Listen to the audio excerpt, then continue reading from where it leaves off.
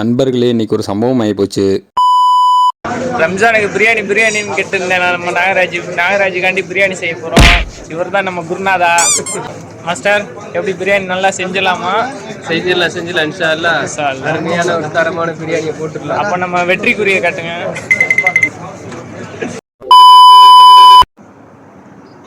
நாகராஜ் சூட்டு புயலுக்கு காதே கேட்க மாட்டுக்கு. பிரியாணி செய்யறது மட்டனா சிக்கனான்னு கேட்டோம். ஓட்டிங்கில் வந்து சிக்கன் வென்றுச்சு. சிக்கன் வாங்க வந்தாச்சு. பாய் மாஸ்டர் சிக்கன் வாங்க சொல்லிட்டாப்புல. சிக்கன் இருக்கு. 1 கிலோ வெங்காயம் 5 ரூபா. மல்லி ஒரு புதினா. அந்த பொம்பளையை தூக்கி வண்டியில ஏத்து, அந்த ஆம்பளை மேல வண்டி ஏத்துறா. அண்ணே அட்டு பீசுனே.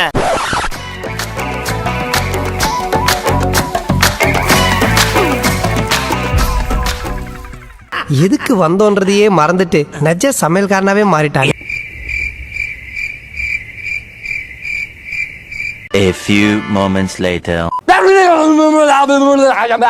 உலக்க எடுத்து இப்படி டொக்கு டொக்கு டொக்குன்னு குத்தணும்.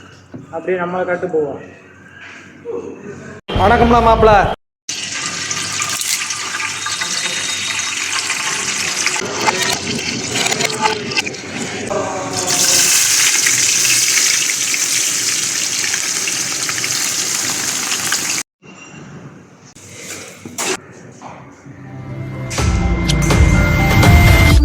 Bloody sweet. சும்மாவே ஏன் நிக்கிற? ஏதாவது பண்ணையா போய். ஓகே பாண்டி, நான் பாத்துக்கிறேன். யோ தாத்தா, ஓ அப்பே சொன்னடா அந்த பைத்தியத்தை சேர்க்காதுன்னு.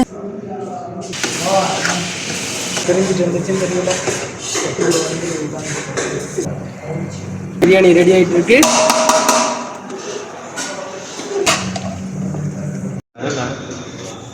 முழுசா